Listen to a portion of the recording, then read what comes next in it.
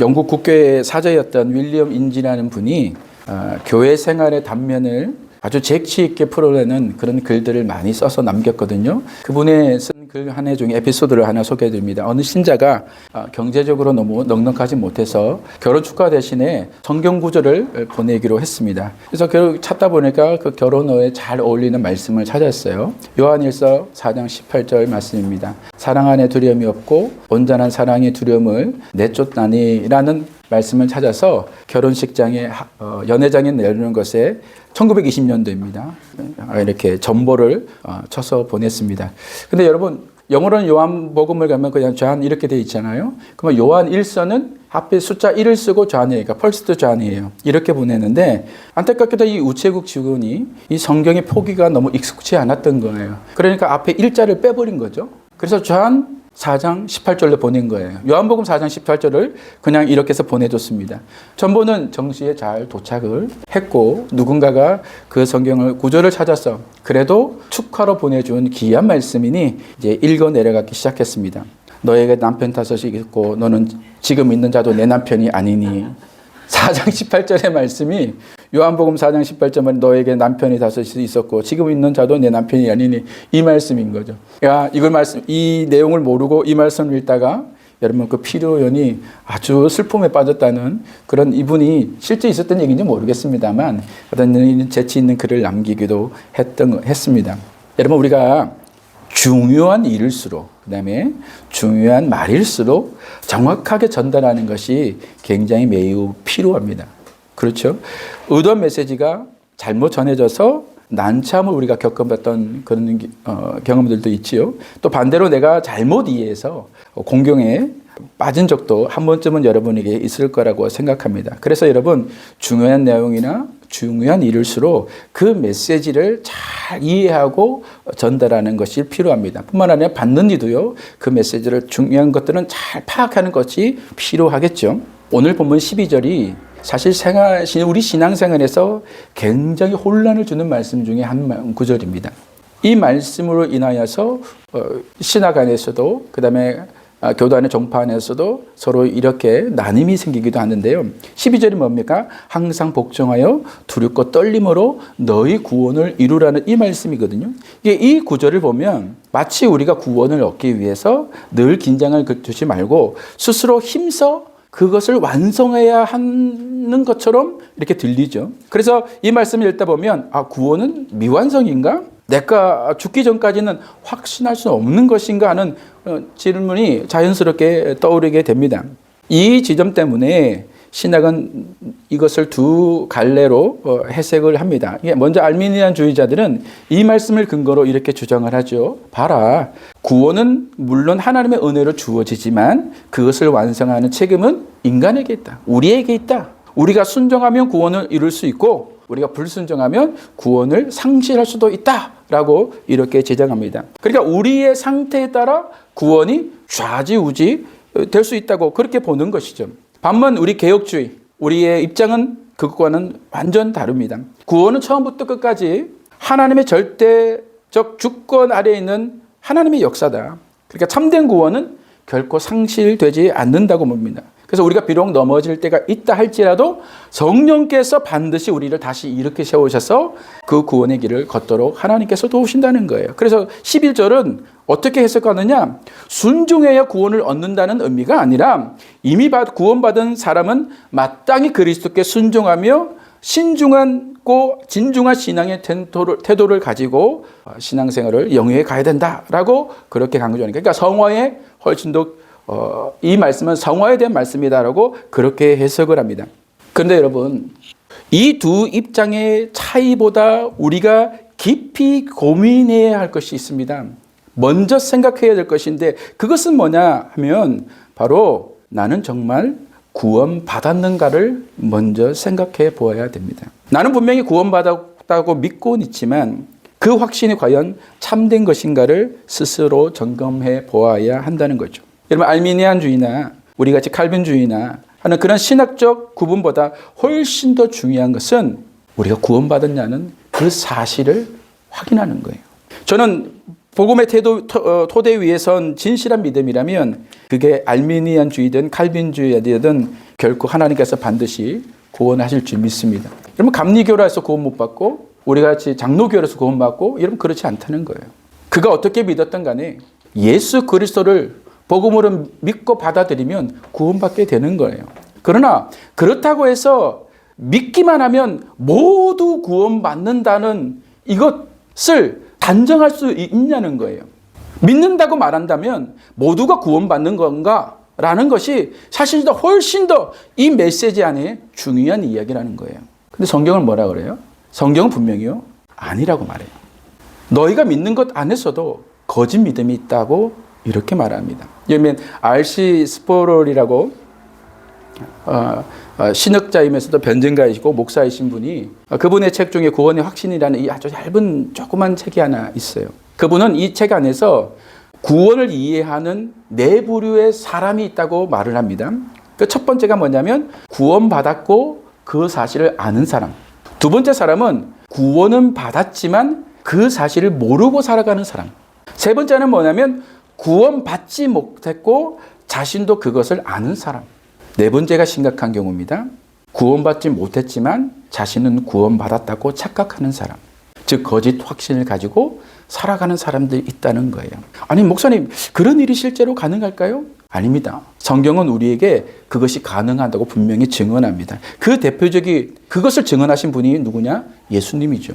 예수님이 산상수훈의 마지막 부분에서 마지막 날 아주 충격적인 장면을 설명하십니다. 그 7장 22절에 이렇게 말하죠. 그날에 많은 사람이 내게 이르되 주여 주여 우리가 주의 이름으로 선지자 노릇하며 주의 이름으로 귀신을 쫓아내며 주의 이름으로 많은 권능을 행하지 아니하였습니까? 라고 말을 한다는 거죠. 여러분 여기서 주여 주여 이렇게 이중호칭을 쓰는 것들은 뭐냐면 성경의 대부분은 뭐냐면 굉장히 친밀함을 나타내는 말이에요. 친밀할 때에 이렇게 사용하는 거예요. 그러니까 이 사람들은 예수님을 향해서 주여 주여 불렀다는 것은 예수님을 굉장히 친밀하게 생각했다는 것, 가깝게 생각하고 그분과의 나는 굉장한 가까운 관계라고 그렇게 이해하고 이렇게 불렀다는 거예요. 그런데 예수님이 뭐라고 그랬습니까? 7장 23절에 보면 그때 내가 그들에게 밝히 말하되 내가 너희를 도무지 알지 못하니 불법을 행한 자들아 내게서 떠나가라 이렇게 말씀하신다는 거예요. 여러분 이들은 예수님과의 친밀한 관계만 있다고 생각한 것뿐 아니라 종교적 증거도 가지고 있었어요. 선지자 노릇도 했고요. 귀신도 쫓아냈고요. 놀라운 능력도 행했습니다. 자신이 구원받았다는 것에 조금도 의심 없었던 사람이에요. 그래서 예수님께 나왔던 거예요. 주여 주여 우리가 당신의 이름으로 주의 이름으로 이 많은 것들을 행하였습니다. 당신이 우리에게 주실 것은 칭찬과 상입니다. 라고 생각했던 거죠. 근데 예수님이 뭐라 하십니까? 밝히 말하되. 밝히 말했다는 것은 뭐냐면 확고하고 분명하게 말씀하셨다는 거예요. 뭐라고 말씀하셨습니까? 네가 했던 것은 불법이고 네가 가졌던 믿음은 가짜였다고 이렇게 말씀하신다는 거죠. 심판대 앞에 설 때까지 자신은 구원받은 크리스찬이라고 믿어 의심치 않았던 사람들. 그러나 실제로는 주님과 아무 관계가 없었던 사람들. 주님은 그들을 기억날 것도 같은데 알 것도 같은데 라가 아니라 확고하게 말씀하십니다. 밝히 말하되 내가 너를 도무지 모르겠다. 내 기억 속에 네가 없다. 내 안면 속에 네가 없다. 라고 말씀하십니다. 내가 본 것은 너는 불법을 행한 자이다. 라고 그렇게 말씀하신다는 거예요. 사랑하는 여러분, 그렇다면 왜 이런 가짜 확신이 우리에게 생겨나는 걸까요? 이 문제를 가장 잘 지적한 사람 중에 한 명이 뭐냐면 현대의 복음적 설교가로 아주 유명하게 알려져 있는 폴 워셔라는 목사님이십니다. 이분은 뭐라고 말하면 많은 사람들이 교회 다니면서 결국 지옥에 간다고 말했어요. 많은 사람들이 교회에 다니면서 지옥에 간다고 말하고 있어요. 오늘날 교회 안에 거짓 믿음이 넘쳐난다고 경고하고 계셔요. 이분이 여러분 유튜브나 이런 데 찾아보시면 아주 이런 설교가 굉장히 많은 것을 볼 수가 있죠. 그래서 그분이 절박한 마음으로 복음 시리즈라는 이 책을 세 권 씁니다. 제법 이렇게 두꺼운 책을 세 권 써요. 첫 번째가 뭐냐면 복음에 대한 거예요. 그 다음에 회심에 관한 책이에요. 세 번째가 확신에 관한 책이에요. 근데 이 확신의 세 번째, 이 확신에 대한 이 책의 제목이 확신인데 그 제목의 또 다른 제목이 뭐냐면 나의 구원 확신은 진짜인가예요. 나의 구원은 내가 확신하고 있는 이것은 진짜인가? 진짜 확신대 가짜 확신이라는 제목 안에 이런 타이틀이 달려져 있는 거예요. 무슨 말씀입니까? 너무나 많은 사람들이 가짜 확신에 빠져 있다고 경고하고 있는 거예요. 포로샤가 진단한 가짜 확신의 이유는 분명합니다. 이것입니다. 너무 값싼 복음이 선포되고 있다는 거예요. 설교 강단에서든지 전도의 현장에서든지 복음이 너무 가볍고 단순하게 선포되고 있다는 거예요. 심지어 부담 없이 그냥 그냥 믿기만 하면 된다는 식으로 복음이 전해지고 있다는 거예요. 아, 당신 믿습니까? 믿었습니다. 그럼 무조건 교회에 오세요. 당신은 구원받았습니다 하며 교회의 숫자를 늘리는 것에 연연해서 진실된 복음이 선포되지 못했다는 거예요. 구원이 전적으로 하나님의 선물이라는 것은 진실이고 사실이지만 그것이 오히려 복음을 가벼운 것으로 여기게 만들었다는 거죠. 여러분, 값이 싸면요 가치도 떨어지게 돼 있는 거예요. 복음의 무게가 사라지게 되는 거죠. 예전에 제가 자주 예를 들죠. 세례를 가장 많이 받은 곳이 어디였느냐? 군대라고 그러지 말잖아요. 먹을 것이 귀한 시절에 초코파이를 주면은 교회에 와요. 한 주는 교회, 다음날 절에서 초코파이 주면 다 더 절에 가고, 성당에서 준다면 성당에 가고, 초코파이 투어가 일어나요. 주일날. 그러니까 종교가 없는 사람들, 종교도 있지만 믿음이 연약한 사람들은 초코파이 준다 그러면 다 왔다 갔다 그래요. 근데 이 초코파이 때문에 세례받는 사람들이 굉장히 많았습니다. 복음의 핵심을 전하기도 전에 기도 따라하세요, 기도 따라하고, 손 들고 앞으로 나오세요, 앞으로 나오고, 앞으로 나오면은 세례를 주고, 그리고 선언을 했습니다. 당신들은 오늘 예수의 이름으로 구원받았습니다. 선언을 했어요. 80년대, 90년대 유행했던 사형리 전도도 비슷한 경우죠. 네 가지 영적 원리를 훑어보고 마지막 영적 기도를 따라하면 이제 당신은 구원받았습니다라고 그렇게 선언을 했죠. 이렇게 예수 믿은 사람도 많아요. 그러나 그렇게 예수를 믿는다고 말했지만 오히려 그 믿음에서 떠난 사람들이 훨씬 더 많은 거예요. 근데 여러분, 이 두 방식의 공통점이 뭔지 아세요? 군대에서나 사형리에서나 이 사람들이 전도했던 그 방법의 문제점, 공통점이 뭐냐면 자기 죄에 대한 진지한 대면이 없다는 거예요. 하나님 앞에 서 있는 죄인이라는 자기 자각이 생기기도 전에 믿었다고 말하면서 회심의 과정을 통째로 생략해버린 거죠.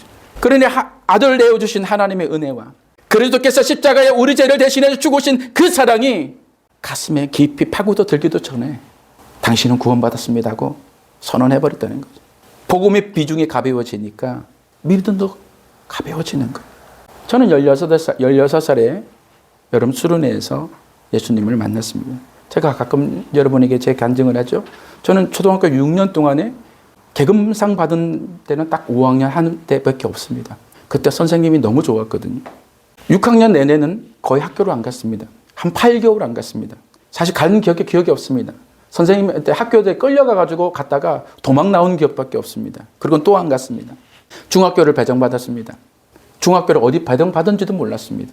2주 동안 학교를 안 갔습니다. 어느 날 친구가 찾아왔습니다. 선생님 꼭 너 와야 된다. 아니면 이제 퇴학 처리한다. 그래서 그게 들켰습니다. 어머니한테. 그래서 어쩔 수 없이 학교를 갔습니다. 학교 가자마자 운동부에 했습니다. 유도한다시고 운동하고 다녔습니다. 저희 집은 가난한 집안에 아버지는 집에다 돈을 벌어주신 분이 아니었습니다. 학력, 폭력이 난무했습니다. 제 기억 속에 아버지가 어머니를 때리는 것밖에 없었고 한날 밤에는 추격전이 벌어졌는데 이게 무슨 일인가 봤더니 우리 엄마 아빠가 추격전을 벌이고 있었어요. 어머니는 도망가고 아버지는 죽인다고 쫓아가고 밤에 어디 갔다가 들어오는 길에 제가 본 것은 그것입니다. 저는요 사실 그렇게 어린 나이지만 친구들과의 비교되는 것이 너무 싫었어요. 세상이 온통 부주의하게 느껴져서 원망만 가득했어요. 제가 어느 날은 아직도 기억하는 것들 중에서 뭐냐면 어느 날도 아버지가 그렇게 폭력을 행사하고 난 다음에 집을 나와서 배고픈 배를 움켜잡고 하늘을 보면서 제가 침을 뱉었습니다. 하나님이 계시면 이 침이나 받으라. 제가 초등학교 때입니다. 초등학교 때 그 어릴 때에 제 마음에 하나님은 계시지 않는다. 하나님이 계시다면은 세상을 어떻게 이렇게 보조리한가. 그래서 하나님 향해서 침 뱉은 일이 여러 번 있었습니다. 그런 제가 여름 수련회를 따라갔습니다. 낮 2시였습니다. 성경 공부를 합니다. 점심 먹고 식곤증에 밀려오는 그 시간에 낮 2시에 무슨 성경 공부가 이루어질 수 있겠습니까? 근데 프로그램을 그렇게 짜니 그 조그만 10몇 명도 안 되는 사람들이 이렇게 모여서 개척교회에서 드리는데 전도사님도요 더우니까 대충 빨리 끝내고 가려고 하는 거예요. 그러니까 대충 빨리 끝나고 이렇게 하는데 마지막 기도합시다라고 다 같이 기도하는데 막 옆에 있는 애들하고 막 장난치고 있다가 기도하니까 야 끝난다. 끝나면 빨리 놀러 가자. 그러고 있다가 이러고 딱 엎드렸는데 전수님도 확신 없는 목소리로 기도한답시 하는 말이 여러분 기도하세요. 예수님이 날 위해 죽으셨어요. 라는 말을 하고 그렇게 이러는데 아무도 기도 안 해요. 빨리 끝나야 되니까. 더우니까. 그런데 그 해묵은 말씀이 그동안 그렇게 진부하게 느꼈던 그 복음이 예수님이 날 위해 죽으셨다는 그 말씀이 내 속에 들어갔어요. 아무도 기도하지 않는데 갑자기 저만 울기 시작했어요. 저의 죄를 하나님이 들춰내시는데 걷잡을 수 없이 괴로웠어요.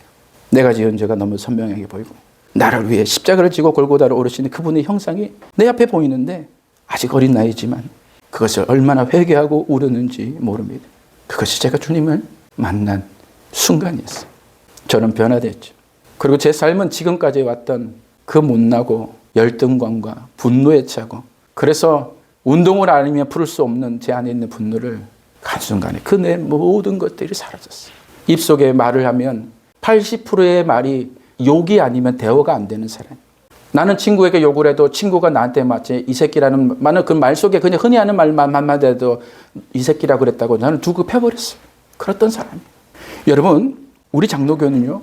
구원의 서정을 분명하게 가르쳐요. 부르심이 있고요. 중생이 있고요. 그 다음에 반드시 뭐냐면 회심이 있습니다. 믿음과 더불어 한 거. 회개가 반드시 있어야 돼요. 여러분 회개 없는 믿음은 가짜 믿음인 거예요. 회개는 단 한 번으로 끝나는 게 아니에요. 믿음의 여정을 살아가는 동안 계속 나타나야 할 신앙의 하나의 표정입니다. 그런데 어느 순간부터 내 신앙에서 회개가 사라졌다? 그렇다면 내가 정말 잘 살고 잘 믿고 있어서가 아니라 오히려 우린 자문해 봐야 됩니다. 혹시 내가 내 안에서 두렵고 떨림의 은혜가 사라진 것은 아닌가? 구원을 잃을까 두려워하는 그 두려움이 아니라 구원의 은혜가 하나님 편에서는 얼마나 큰 대가를 치른 것인 것을 우리는 알기에 그분에 대한 경외함과 감사함 속에서 그것을 귀하게 여기는 마음으로 그래서 작은 죄 앞에서도 회개하고 돌이키고자 하는 마음들이 우리 안에 있어야 되는 거예요. 그런데 교회가 회개를 말하지 않고 있죠.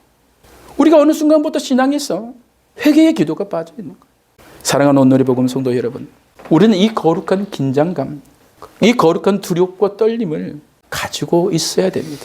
자신을 돌아봐야 돼요. 그것이 그리스도께서 나를 구원하신 그 은혜를 아는 사람인 거예요. 그렇다면 우리는 어떻게 여러분 구원을 확신할 수 있는가? 오늘 본문에서 보면 사도 바울은 구원받은 사람의 특징을 세 가지로 말을 합니다. 첫째는 뭐냐면 빛으로 살아가는 사람이 14절과 15절을 보면 이런 말합니다. 모든 일을 원망과 시비가 없이 하라. 이는 너희가 흠없고 순전하여 어그러지고 거스르는 세대 가운데서 하나님의 흠없는 자녀로 세상에서 그들 가운데에 빛들로 나타내며 이렇게 말씀을 하고 있죠. 여러분 빛은 거듭난 그리스도인을 설명할 때 가장 많이 사용되는 성경의 비유입니다. 제가 빛이라는 단어와 어둠이라는 단어를 같이 넣고 성경에서 구절을 찾아봤습니다. 그러니까 16구절이 나오더라고요. 그런데 이 모든 거 거의 모두가 예수 그리스도에 대해서 얘기하고 아니면 하나님의 자녀인 우리들에 대해서 얘기하고 아니면 교회에 대해서 이렇게 사용되더라고요. 그래서 여러분 에베소서 5장 8절에 보면 너희는 전에는 어둠이더니 이제는 주 안에서 빛이라 빛의 자녀처럼 행하라 말하죠. 데살로니가전서 5장 5절에도 너희는 다 빛의 아들이요 빛의 아들이라 이렇게 말합니다. 고린도후서 6장 14절에도 의와 불법이 어찌 함께하며 빛과 어둠이 어찌 사귀며 이렇게 말씀을 하고 있는 거죠. 오늘 그래서 여러분 15절에는 어둠이라는 단어는 등장하지 않아요. 근데 그 세상을 뭐라고 하게 되면 어그러지고 거스른 세대라고 말하죠. 그러니까 이거를 원어에 가깝게 번역하면 불법적이고 사악하고 왜곡된 세대라고 이렇게 말합니다. 세상이 그렇다는 거예요. 이게 뭡니까? 어둠이죠. 그런데 오늘 그 가운데에 아주 도드라지지 않지만은 분명하게 나와 있는 말씀의 한계가 오늘은 강연객하게 주장한 게 뭐냐면 한 가운데서라는 의미입니다. 그러니까 그 안에 포함되어 있어요. 이것이 우리는 가운데서 이렇게 말했지만 오늘에서 뭐냐면 그 어둠이 가득한 그 세상 한 가운데 있는 사람들이 너희다 이렇게 말을 하거든요. 그런데 그 사람들이 어떻게 했느냐? 그 그리스도인들은 어떻게 했느냐면 15절에 먼저 흠이 없고 순전하며 그랬죠. 여러분 순전하다는 말은 불순물이 섞이지 않은 혼합되지 않은 이런 의미가 됩니다. 그 뒤에 하나님의 흠없는 자녀로 할 때 이 흠없는 것은 뭐냐면 손가락질 당할 여지가 없을 정도의 아주 결백한 그런 의미를 가지고 있는 거예요. 그러니까 여러분 지금 사도 바울이 우리에게 말하고 있는 것은 뭐냐면 강조하는 것은 비추는 빛으로만 말하는 게 아닙니다. 오늘 본문을 자세히 분해보면 바울이 강조하는 것은 뭐냐면 비추는 빛으로 우리를 말하는 게 아니라 어둠 가운데에서 밝히 빛나고 있는 우리의 모습, 즉 세상과 다른 어둠과 다른 구별된 우리의 삶에 대해서 얘기하는 거예요. 그런 의미에서 빛으로 말하고 있는 겁니다. 여러분 거듭난 사람의 가장 두드러진 특징은 뭐냐면 세상과 섞이지 않는 거예요. 그게 흠없는 거라고, 그것이 순전한 것이라는 거예요. 죄가 만연하고 양심이 뒤틀린 세상 가운데서 그들과 섞이지 아니하고 세상에 우리를 비난하고 지적받을 일이 없을 만큼 결백한 마음으로 결백한 모습으로 그렇게 우뚝 서서 밝게 빛나는 사람들이 바로 그리스도인들이라는 거예요. 그걸 어둠 속에 빛나는 빛으로 우리를 비유하는 거예요. 그래서 14절에 모든 일을 원망과 시위 없이 하라는 말은 같은 맥락에 나오는 거예요. 이것은 세상뿐 아니라 교회 안에서조차도 세상 사람들이 하듯이 서로 비난하고 불평하는 일을 하지 말아요. 원망과 시비는 어그러진 세대의 방식이지 빛의 자녀들의 방식이 아니라는 거예요. 그런데 우리는 빛을 이해하면 비추는 능력으로만 먼저 이해하고 그걸 강조하죠. 그러니까 내가 얼마나 빛이 밝은가를 더 관심 있는 거예요. 그러면 그게 어떻게 돼요? 빛이 빛나는 것을 자랑하게 되는 거죠. 교회 안에서 그렇잖아요. 교회 안에서 내가 빛으로 살아가는 내가 아니라 밝게 빛나는 내 모습이 서로 경쟁하듯이 그렇잖아요. 서로 빛을 들고 다니는 그러잖아요. 이거 빛이 밝으시네요. 몇 촉짜리예요? 100촉짜리입니다. 좋으시겠네. 여러분 우리가 자기 행위로서 사람들한테 밝게 빛나는 자기 모습을 보이기 위해서 다 그러고 있다는 거예요. 그런데 기억하세요. 지금 우리 성경이 우리에게 말하고 있는 메시지는 그게 아니라 밝게 빛을 내어 세상을 밝히는 너 자신이 아니라 밝게 빛남을 통해서 어둠과 구별되고 있는 너 모습을 더 중요시 여겨야 된다는 거예요. 이것이 첫 번째인 거예요. 여러분 빛이 빛나는 순간 이미 구별된 존재가 되는 거예요. 빛은 존재 자체로서 주목받게 되어 있어요. 그래서 더 조심해라는 거예요. 우리의 목적은 빛을 자랑하는 게 아니라 빛으로 구별되게 되어 사는 삶, 그것이 그리스도인이라는 거예요. 이 세상과 섞이지 않고 그들과 다른 방식으로 살아내는 삶, 그것이 그리스도인이다라고 말하는 거죠.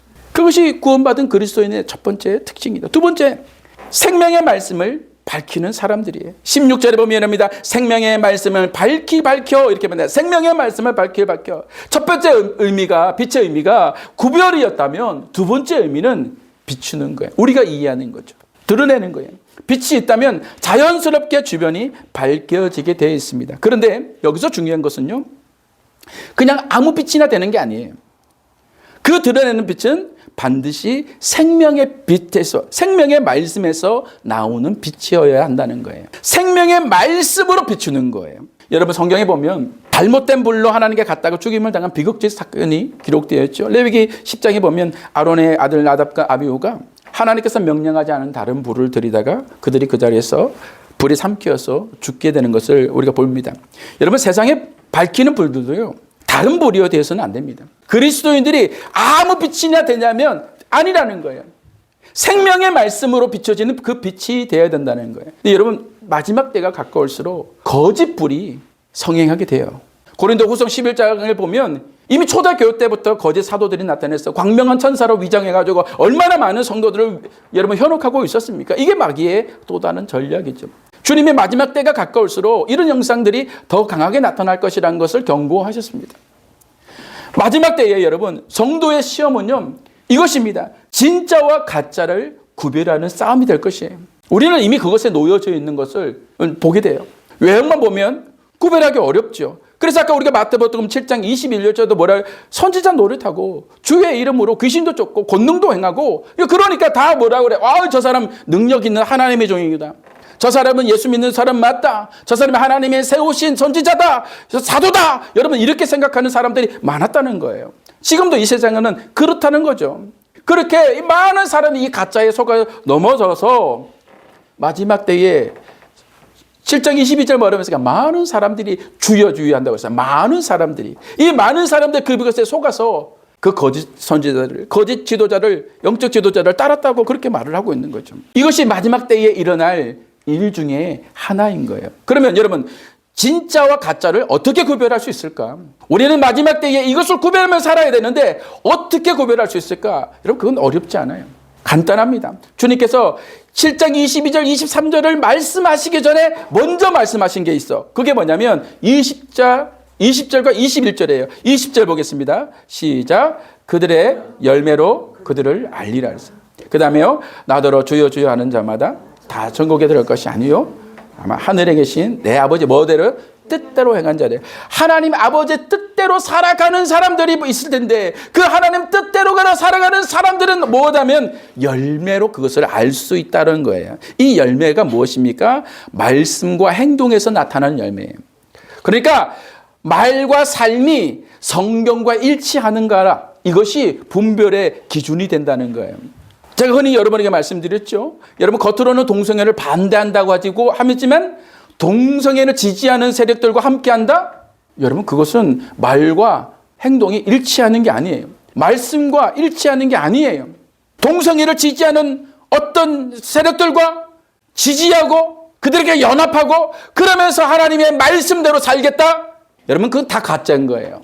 그럴 수 없다는 거예요. 종교통합을 외치는 WCC를 반대한다고 하면서도 그들과 혹은 그들 지지자들과 함께 한다면 그건 역시 말과 열매가 다른 것이에요. 이 시대가 점점 이렇게 바뀌어가고 있는 거예요. 제가 전에 1장 27절에서 30절 말씀을 여러분에게 강의할 때도 제가 한번 말씀드렸죠. 성경의 것만 성경적이다는 말과 성경적인 것도 성경이라는 말을 잘 분별할 줄 알아야 된다. 그걸 잘 구별할 줄 알아야 된다 말씀을 드렸죠. 세상이요, 성경적인 것도 성경이라고 말하는 거예요. 그런데 이것을 가만히 듣고 있으면 아무 생각 없이 들으면 그 말이 틀린 말이 아닌 것처럼 들리거든. 근데 그 말은 옳은 말이 아니에요. 말은 성경을 말하는 것 같은데 결과는 나중에 보면 열매와 다른 열매를 낼 수도 있다는 거예요. 사랑과 포용을 빌미로 하나님을 대적하는 사상도 교회가 용납해야 된다. 그걸 반대하지 말아야 된다. 여러분 생각을 해보세요. 그럴듯하게 들리잖아요. 우리는 사랑도 해야 되고 포용도 해야 되고 연합해야 되고 그게 그리스도의 사랑이다 말하면서 강단에서 모 교회 목사가 공산주의를 받아들여야 되는 것처럼 여러분 이렇게 말하는 거 그건 죄입니다. 그건 열매가 아니에요. 그건 하나님의 말씀에서 나오는 열매가 아니에요. 이 세상이 점점 그렇게 변화가고 있는 거예요. 어리석은 자들이 그것에 아멘하고 따라가고 있는 시대입니다. 여러분 하나님 말씀은 모호하지 않습니다. 하나님 말씀은 이중적이지도 않습니다. 성령님의 우리 안에서 하나님의 말씀을 조명하여 밝혀주시면서 말씀과 반대되는 행동이나 양심을 따르도록 그렇게 허락하지 않으십니다.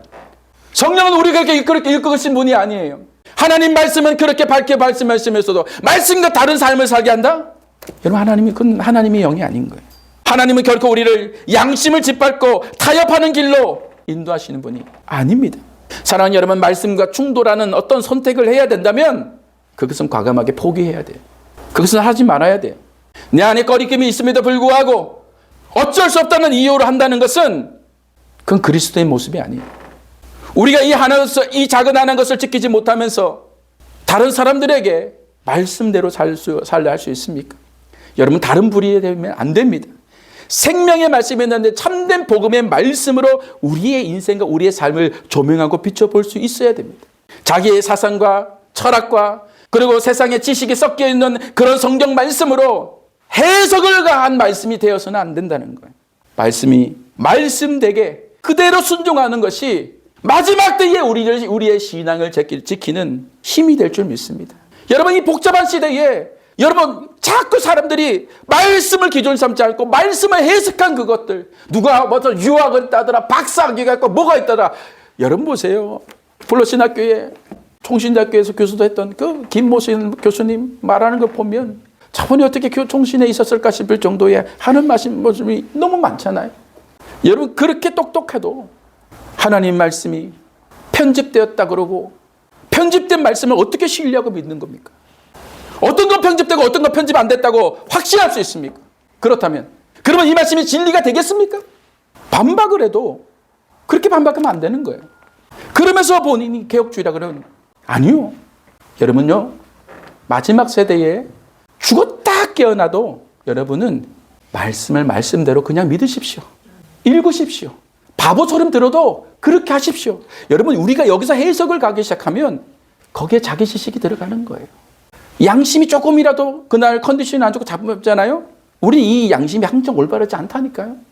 그러면 그 말씀을 자기 양심에 비춰서 보면 곡해하게 돼 있는 거야. 왜? 그렇잖아. 나한테 유리하고 싶어하고 유리하게 해석하고 싶어하고 그게 우리잖아.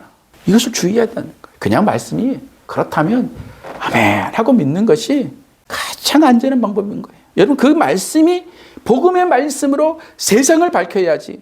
세상의 지식과 그 해석된 말씀으로 여러분 세상을 대한다면 세상은 밝혀지지 않아요. 복음만이 온전히 세상을 밝히실 수 있을 줄 믿습니다. 마지막 세 번째는요. 하나님 나라에 대한 소망을 품고 이루어 가도록 하나님께서 도우신다는 거예요. 여러분 두렵고 떨림으로 구원을 이루어가는 사람의 가장 특징이 바로 이것입니다. 하나님 나라에 대한 소망을 품는 사람. 자, 여러분 제가 여러분 방금 말한 품는 사람이 아니라 품게 되는 사람. 품게 되는 사람. 이 사람이 바로 하나님께서 우리에게 구원의 은혜를 허락하신 사람이라는 거예요. 여러분 제가 지금부터 여러분에게 조금 어려운 얘기를 하겠습니다만 그러나 성령께서 여러분에게 지혜로 잘 이끌어 가실 줄 믿습니다. 그래서 다른데 뭐 찾아도 책을 찾아도 없습니다. 하나님께서 이 제가 말씀을 묵상하는 중에 제 안에 주신 마음을 여러분과 함께 나눠보려고 합니다. 자, 12절 말씀에 보면 구원을 이루라는 이 말씀이 구원을 이루는 이 말씀이 여러분 현재형입니다. 시제가 현재입니다. 그리고 능동태입니다. 그러니까 그것은 지금 내가 구원을 이루기 위해서 누가 노력해야 되죠? 내가 힘쓰고 애써서 가야 되는 거예요. 이렇게 하면 알미니언주들이 주장하는 것처럼 맞는 것처럼 드는 거예요. 그러니까 긴장의 끈을 끊지 말고 계속 그것을 주장해요. 그런데 12절과 13절은 서로 연결된 문장입니다. 13절 안에 우리 성경에는 기록되어 있지 않지만 여기 안에는 뭐냐면 가르라고 해서 왜냐하면 하는 그런 말이 들어가 있는 거예요. 그러니까 왜냐하면은 무엇을 설명하죠? 이유를 말할 때잖아요. 12절에 구원을 이루라, 두렵고 떨림으로 구원을 이루라는 말을 하고 난 다음에 13절에서 그 이유를 설명하는 거예요. 왜냐하면 하면서 이제 말씀을 하시는 거예요. 그런데 13절에 뭐라고 돼 있냐면 이렇게 말합니다. 너희 안에 행하시는 이는 하나님이시니 그렇게 말씀하세요. 그리고 다음에 여기 중요한 말들을 몇 가지 하죠. 자기의 기쁘신 뜻을 위하여. 그 다음에 그 소원을 너희에게 소원을 주신다. 이 소원도 하나님의 소원이에요. 그 다음에 행하게 하신다고 말씀하셔요. 이 행하신. 근데 이게 다 무슨 얘기냐면 능동태예요. 그리고 시제도 현재예요. 자, 무슨 말이냐? 이거는 하나님 편에서 하시는 말씀이에요. 하나님이 지금 당신의 뜻을 위하여서 당신의 소원을 가지고 그것을 이룰 수 있는 능력을 가지고 지금 나한테 그걸 가지고 일하고 계시다는 거예요. 근데 그걸 일하고 계신 걸 지금 누구한테 준 거예요? 우리 안에 주신 거예요. 자, 그러면 보세요. 나는 아무 생각이 없었어. 그런 뜻도 없었어. 그런 의지도 없었어. 그런 소망도 없었어. 그런데 그분이 그걸 가지고 당신의 뜻과 당신의 소원과 당신의 하실 그 에너지를 가지고 우리 안에 담아두시면 자, 받는 우리 입장에서는 그게 능동이에요, 수동이에요? 당연히 수동일 수밖에 없겠죠. 그래서 오늘 말씀에는 수동태는 없어요. 그런데 다 말씀을 다 13절에 읽고 있다 보면 이건 마치 능동이 아니라 수동처럼 느끼지잖아. 왜? 그 뜻을 위하여 너희에게 행하게 두 안에 넣으시고 행하게 하시니까 제가 제 하소미에게 이렇게 얘기하는 거예요. 하소마, 쟤는 아무 생각이 없는 거예요. 공부할 마음도 없고 아무 생각 없는데 너 공부해야 되고 그러면서 막 이유를 말하고 내 의지를 가지고 너 공부해 그러면서 에너지를 막 공부하면서 너 해라 그러면은 제가 가만히 있다가도 나는 생각이 없었는데 아빠가 그렇게 한다면 아이고 해야 되겠네 하고 한다 그러면 사실상은 뭐냐면 내 의지가 아니라 수동의 의미가 더 강하다는 거죠. 그런데 오늘 12절의 말씀은 그 수동을 쓰지 않고 우리의 자신들도 뭐냐면 능동을 하는 그것을 우리가 하는 것으로 말씀한다는 거예요. 여러분 여기 안에 하나님의 신비가 들어가 있는 거예요. 하나님의 신비한 연합이 그 속에 들어가 있는 거예요. 자, 보세요. 하나님이 당신의 의지와 당신의 소원과 당신의 기뻐하시는 그 뜻을 가지고 우리 안에 부어주셨는데 그것이 우리에게 기계처럼 하나님 앞에서 시키니까 내가 그렇게 하는 사람이 아니라 하나님의 것이 나의 것으로 일치가 되는 연합이 이루어지는 거예요. 자, 보세요. 예수님께서 요한복음 15장 5절에 이렇게 말씀하십니다. 나는 포도나무요 너희는 가지라. 그가 내 안에 내가 그 안에 거하면 사람이 열매를 많이 맺나니 나를 떠나서는 너희가 아무것도 할 수 없다고 말씀하시는 거예요. 예수 그리스도께서 포도나무시고 우리는 그에 붙은 가지라는 것인데 여러분 한 나무에 붙어 있으면 그 가지에 그 나무의 뿌리가 빨아올리는 영양분을 우리도 같이 먹고 함께 그분께 다른 것이 아니라 한 나무로서 자란다는 거예요.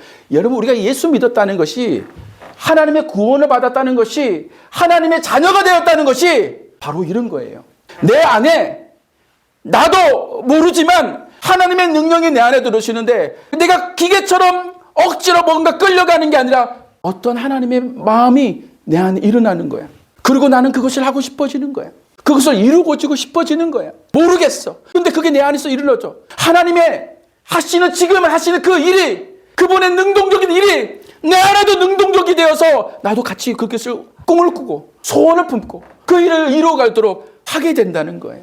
여러분 여기서 행하신다는 말 이게 에네르곤이란 말인데 원래는 이게 에네르게오라는 말의 이제 분사거든요. 그런데 보세요. 여기에 이 말이 영어의 에너지가 여기에서 나왔어요. 그러니까 하나님께서 그것을 하도록 계속 우리에게 에너지를 주시고 힘을 주시고 능력을 계속 지속적으로 공급하고 있는 거예요. 마치 한 나무에 붙어있는 가지와 같이 나무와 가지가 따로가 아니라 그 나무의 영양분이 우리에게 공급되고 그 나무의 에너지가 공급돼서 우리가 열매를 맺는 것처럼 우리 모습이 그와 같다는 거예요. 그러니까 여러분 두렵고 떨림으로 구원을 이루어 가라라고 말씀하시는 것은 하나님께서 두렵고 떨림으로 그것을 이루어 갈 수 있도록 당신의 마음과 생각과 의지와 에너지를 계속 공급하여 주셔서 결국에는 그것을 이루어내도록 하신다는 거예요. 여러분 그래서요 사도 바울이 그것을 증명한 사람이 누구냐면 사도 바울 자신이라는 거예요. 그 17절에 뭐라고 그럽니까?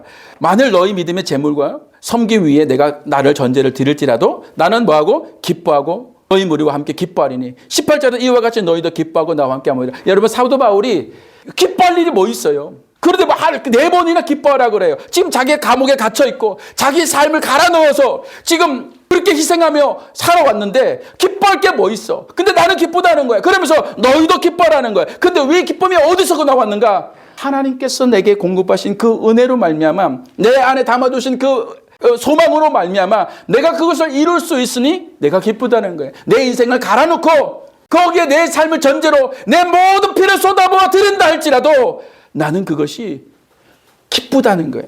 여러분 양화진 가보셨어요? 양화진 가면 선교소 묘지가 있죠. 그곳에 가보면 그 양화진에 생긴 비화가 이겁니다. 선교사 존 헤론이라는 사람이 미국 장로교가 파송한 최초의 조선의 의료 선교사예요. 근데 갑심정변 때문에 언더우드나 알렌보다는 늦게 들어왔어요.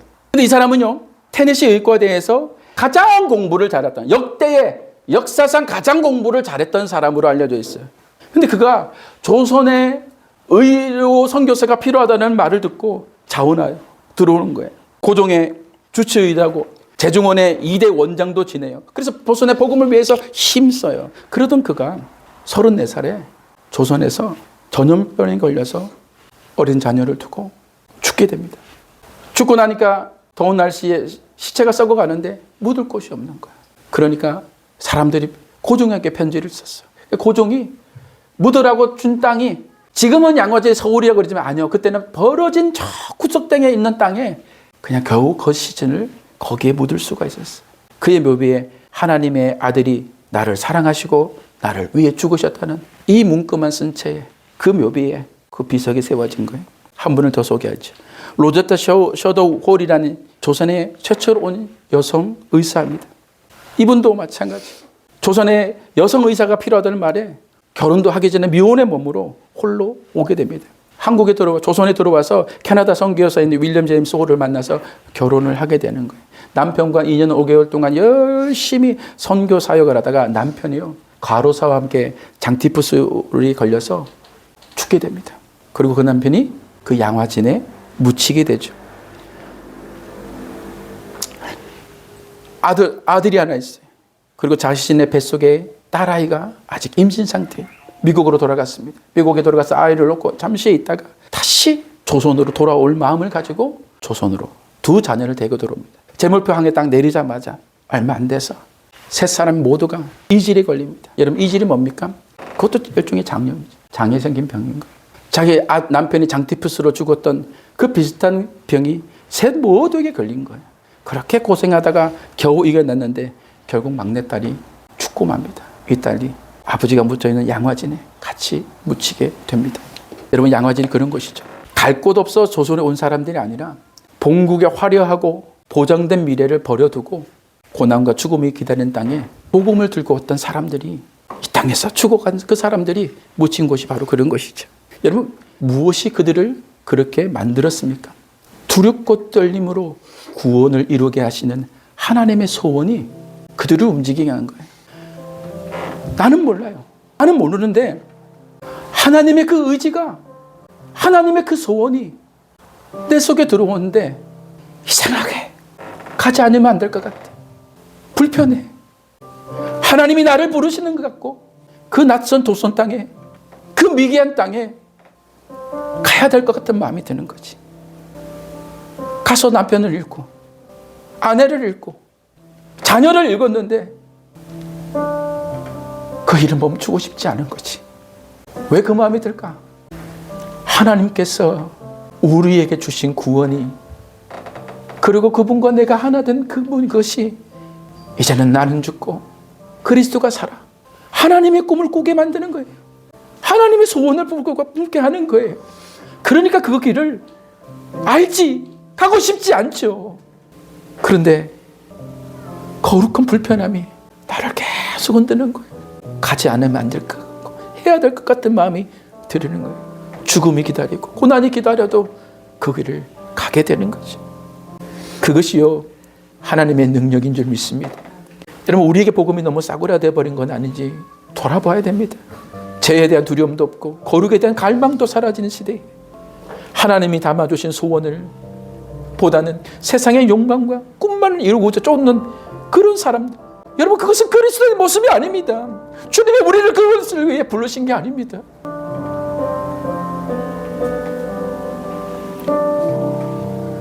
복음이 우리 입맞춤에 맞춰서 여러분, 지금 제가 어느 설교를 듣다 보니까 그런 얘기를 하더라고요. 이 동일한 빌립보서를 설교하면서 누려라 그러는데, 누릴 것 많은 분들은 그렇게 말을 하는지 모르겠어요. 그런데요, 성경 어디에도 저는 그걸 찾아볼 수가 없어요. 힘들고 어렵고 아파도 가는 게, 주님의 나라를 위하여서 내 삶을 드려지는 게, 오직 천국의 소망을 바라보며 나의 다름질을 멈추지 않고 뛰어가는 게, 그게 그리스도인인 거예요. 우리는 하나님 뜻대로 살지 못함에 두려워해야 합니다. 죄가 생각나거나 회개해야 됩니다. 철저히 하나님 앞에 엎드려져야 됩니다. 그분의 뜻대로 살기 위해 그분의 능력을 구해야 됩니다. 그리고 그 어떤 어려움이 있더라도 하나님의 뜻이 우리의 삶에 이루어지도록 여러분 몸부림쳐 기도해야 될 줄 믿습니다. 두렵고 떨림으로 우리를 부르신 그분의 뜻을 따라 살고자 하는 사람, 주님께서 주신 소원으로 살아가는 사람, 그 삶을 기쁨으로 완주하는 사람, 그러한 우리 모두가 되기를 주님의 이름으로 축원합니다.